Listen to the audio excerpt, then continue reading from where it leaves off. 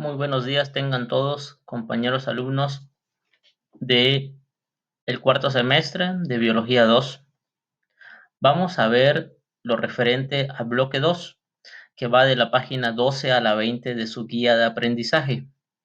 El bloque 2 se llama Sistema de Integración y Regulación, así como reproducción en el ser humano, y tiene el objetivo de que ustedes aprendan cuáles son los mecanismos que regulan las funciones vitales de nuestro cuerpo, además de que aprendan o recuerden los aspectos más importantes de los sistemas reproductivos y el desarrollo reproductivo del ser humano.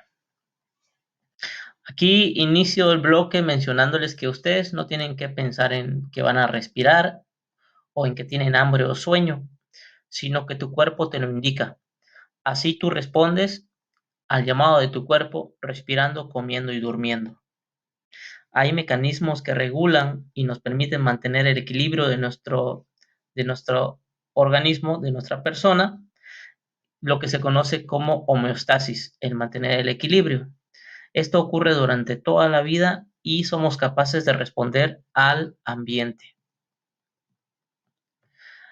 Para poder mantener esta homeostasis hay que tener una alimentación sana y evitar conductas inadecuadas. Dos de los sistemas o los sistemas que regulan esas funciones vitales de nuestro cuerpo, respirar, sentir hambre, dormir, crecer, desarrollarse, son el sistema nervioso y el sistema endocrino, que están íntimamente relacionados. El sistema nervioso tiene la función de recibir y enviar impulsos eléctricos a través de las células llamadas neuronas y comunicar todas las partes de nuestro cuerpo, así como tener reacciones o enviar las reacciones necesarias ante cualquier estímulo. El sistema nervioso está constituido por neuronas y por células gliales, que son las que apoyan a que las neuronas tengan una buena condición. El sistema nervioso endocrino, por otro lado, está formado por células especializadas en órganos llamados glándulas. El sistema endocrino, muchachos, está encargado de la liberación de hormonas. Las hormonas son sustancias químicas de naturaleza proteica que hacen que nuestros órganos respondan de cierta manera, ¿sí? Envían mensajes químicos y ahora vamos a ver qué funciones vitales tienen las hormonas. Aquí pueden ver unas imágenes de lo que es una neurona, parte del sistema nervioso, una célula de la glía.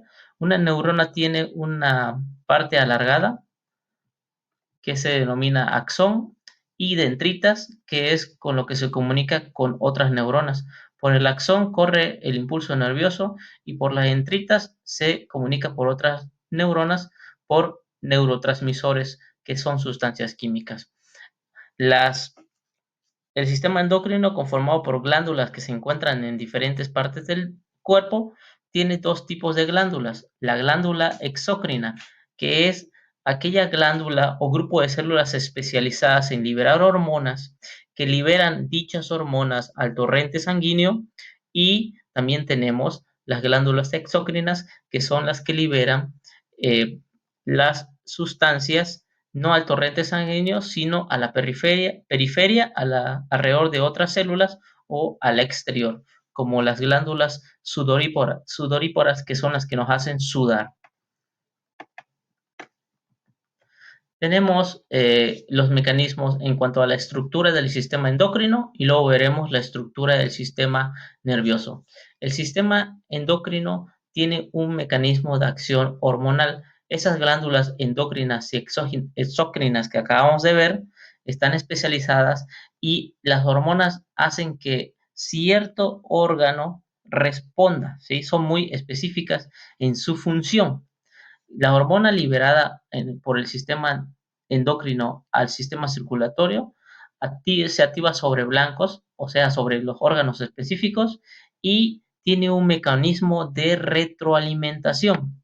El mecanismo de retroalimentación de las hormonas funciona de la siguiente manera, ¿sí? Cuando se dice que se retroalimentan, quiere decir que una hormona inhibe la función o la producción de otra, y cuando la otra está en exceso, la que no está produciéndose se vuelve a producir y así se autorregulan. Eso se llama retroalimentación hormonal. Tenemos el ejemplo claro de la insulina y el glucagón, que se encargan de regular el nivel de azúcar o de glucosa en la sangre. En este caso, la insulina activa el proceso de síntesis de glucógeno, es decir, retira la insulina del sistema circulatorio y hace que se forme o se almacene en el hígado. En cambio, el glucagón promueve la liberación de glucosa a la sangre cuando tenemos baja cantidad de energía o de azúcar. La enfermedad relacionada con deficiencias en el mecanismo de estas hormonas, pues ustedes saben que es la diabetes, que es una disminución en la producción de insulina. Aquí podemos ver el esquema. Tenemos un nivel bajo de glucosa, entonces el páncreas libera la hormona glucagón, que hace que el hígado libere azúcar al sistema circulatorio. En cambio, cuando hay un nivel alto de glucosa, la insulina es liberada por el páncreas y entonces las células absorben esa glucosa y el sistema circulatorio se vuelve a equilibrar. Mecanismo de retroalimentación hormonal. Tenemos entonces cuáles son las hormonas más importantes de nuestro cuerpo y sus glándulas tenemos glándulas debajo del cerebro, la hipófisis y la epífisis. Tenemos aquí de la tráquea la glándula tiroides, cerca del corazón el timo, que es otra glándula, en el páncreas, las ya mencionadas.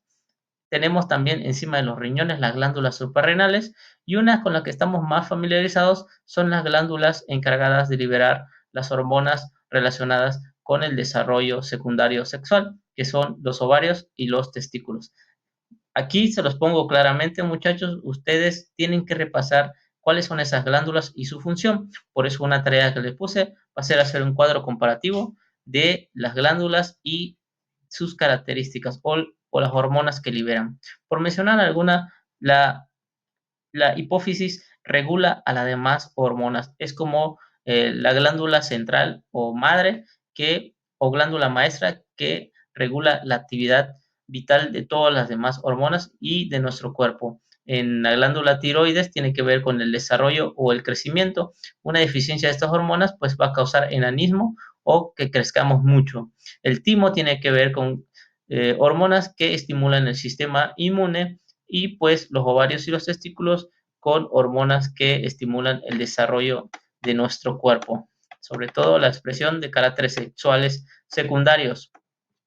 Aquí mencionamos cuáles son los trastornos del sistema endocrino. Tenemos la diabetes, el enanismo y gigantismo hipofisiario relacionado con la deficiencia de hormona somatotropina que no se liberan en la cantidad adecuada en la glándula tiroides y el hipotiroidismo, que es la deficiencia de la hormona T3 y T4 que causa pérdida de energía, baja latido de corazón, sensación constante de frío e hinchamiento de los tejidos en la persona que lo padece. Hay otros trastornos del sistema endocrino, también se le conoce a veces como trastornos hormonales y tiene que ver con, causan enfermedades y deficiencias en nuestro cuerpo. Es importante cuidar nuestro sistema endocrino.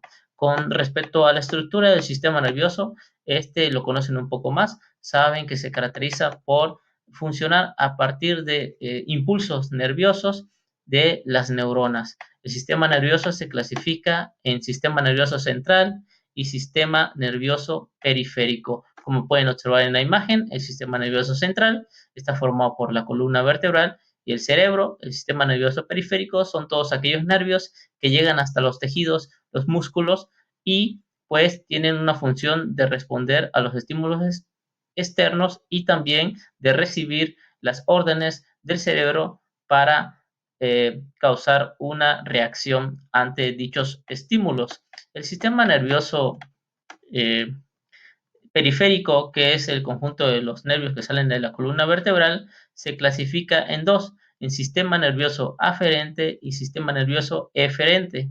Aquí es eferente, ¿de acuerdo? El sistema nervioso aferente es el que se compone de neuronas que captan los estímulos.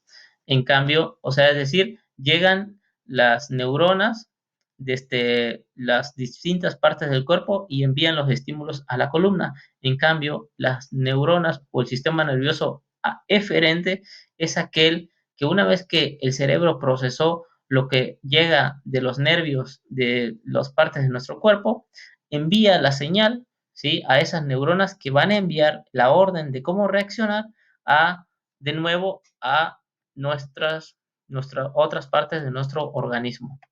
También el sistema nervioso eferente se vuelve a clasificar en sistema nervioso somático y en sistema nervioso autónomo. El sistema nervioso somático es aquel que podemos controlar nosotros. Son los movimientos voluntarios de nuestro cuerpo: correr, mover la cabeza, saltar, caminar, hablar. Tiene que ver con el sistema nervioso somático. En cambio, el sistema nervioso autónomo, parte del sistema nervioso eferente, es aquel que regula los movimientos involuntarios de nuestro cuerpo. En este caso, muchachos, el latido de corazón, la digestión, pues no lo tenemos que pensar, sino que se realiza solo. A la vez, el sistema nervioso autónomo, muchachos, se vuelve a subdividir en simpático y parasimpático. El sistema nervioso simpático tiene que ver con aquellos mecanismos de regulación de la actividad física, de la energía. En cambio, el sistema nervioso parasimpático tiene que ver con aquellos procesos de descanso y de sueño.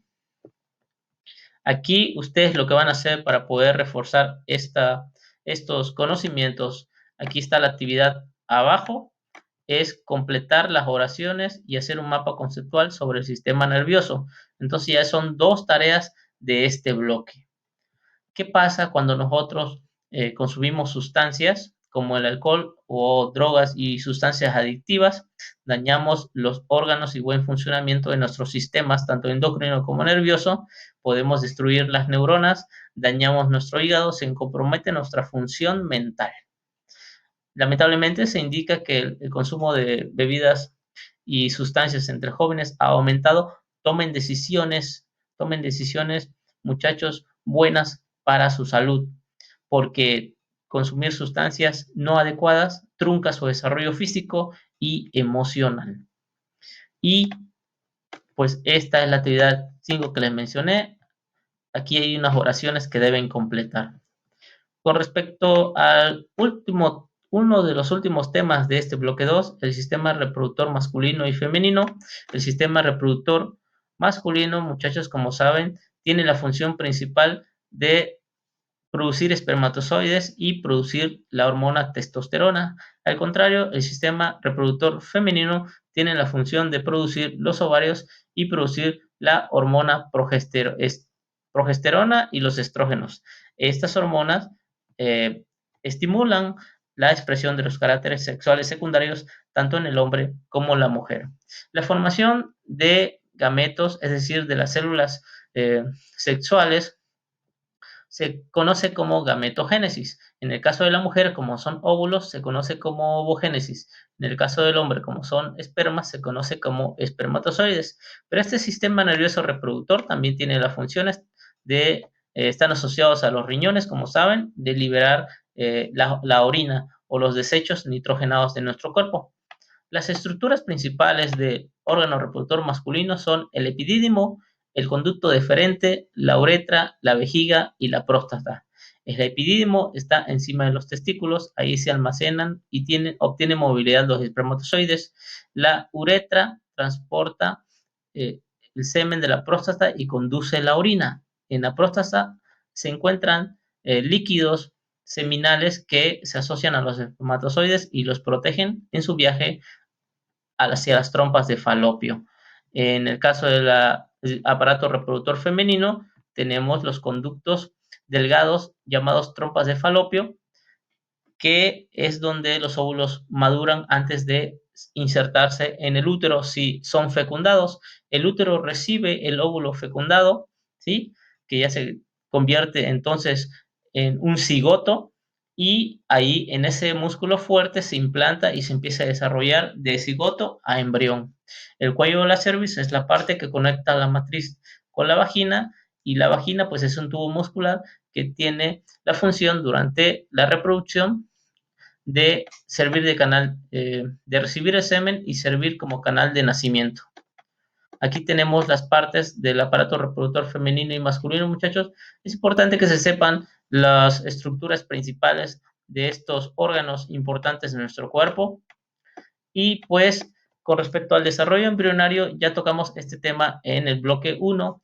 Cabe mencionar solamente que deben leer esta información y pues recordar cómo es el desarrollo embrionario humano, que comienza con la fecundación, donde los dos óvulos se juntan formando un cigoto. El cigoto sufre diferenciación celular en 2, 3, 4 días, ya empieza a tener más células. De los 2 a los 3 días empieza a tener 16 células. En este punto se le conoce como mórula. Luego se le conoce como blastocisto. Cuando se empieza a diferenciar todavía en más células, empieza a duplicarse las células hasta que se ve diferentes cavidades, diferentes capas en esas células, que cada capa va a dar lugar a diferentes órganos del cuerpo. Las capas son 3, son ectodermo, mesodermo y endodermo. Ahí se les especifica a qué da lugar cada capa, de manera que el endodermo va a dar lugar al aparato digestivo, las glándulas, el sistema circulatorio, ¿sí? Y el mesodermo va a dar lugar a la capa, al sistema reproductor, a los músculos y el esqueleto. Bien, el ectodermo dará lugar a la piel, boca, córnea y glándulas mamarias.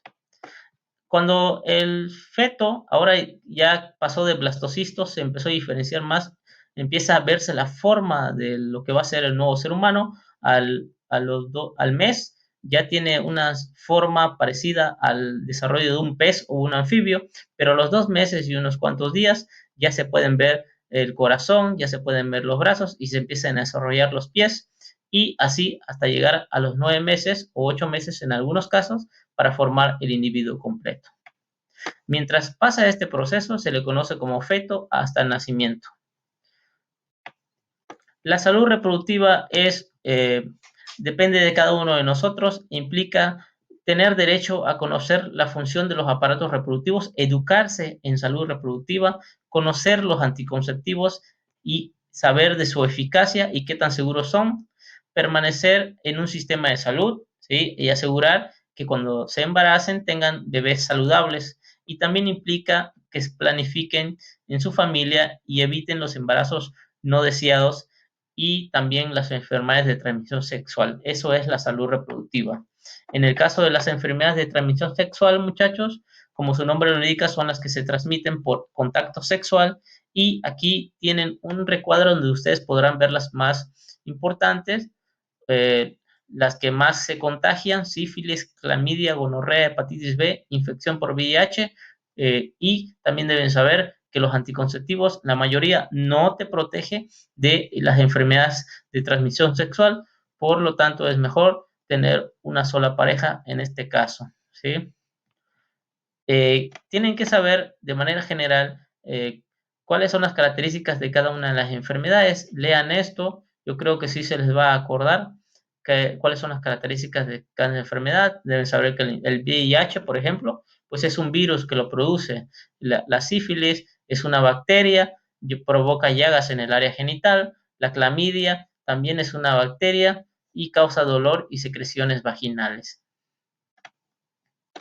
Y bueno, pues los anticonceptivos, hablando de los anticonceptivos, aquí se los pongo. Cabe mencionar que los anticonceptivos no evitan las enfermedades de transmisión sexual. Se clasifican los anticonceptivos en naturales, químicos, mecánicos y quirúrgicos. Naturales como el método de ritmo y el coito interrumpido, químicos como los antiovulatorios, espermaticidas y los implantes Norplant, mecánicos como el DIU, el condón y el diafragma, y quirúrgicos como hacerse la vasectomía y las ligaduras de trompa de falopio, que al fin y al cabo este último quirúrgico pues ya son métodos anticonceptivos para toda la vida.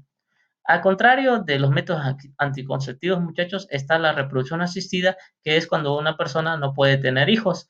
Esos problemas de infertilidad se pueden tratar bajo diferentes métodos que generalmente son costosos. Tenemos la inseminación artificial, donde se introduce espermatozoide en el en el útero de la mujer para que se fecunde el óvulo. En la fecundación in vitro se extrae óvulos de la madre y se fecundan en laboratorio y luego se devuelve al útero. En la transferencia de embriones, lo que sucede es que una mujer donante dona un óvulo, otro dona un espermatozoide y se introduce en una mujer que vaya a desarrollar el embrión hasta un ser humano. Todo esto, muchachos, estos tipos de asistencias de la reproducción tienen implicaciones éticas y morales, ¿sí? Y pues ya sabemos que eso nos conlleva a pensar en si nosotros estamos manipulando la vida.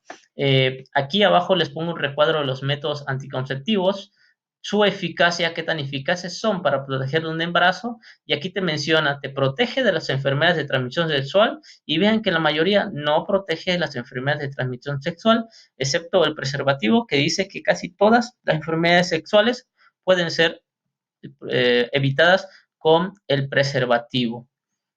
Bien, aquí abajo tienen otra tarea, responder un cuestionario sobre el sistema reproductor. El cuestionario lo podrán encontrar acá abajo. Entonces, muchachos, observen que son 3 tareas sencillas para este bloque. Por su importancia y extensión, considero que aquí saldrán muchas preguntas para su examen del primer parcial. Eso es todo, muchachos. Los espero. Nos vemos en el siguiente apoyo didáctico del bloque 3, que se llama herencia genética.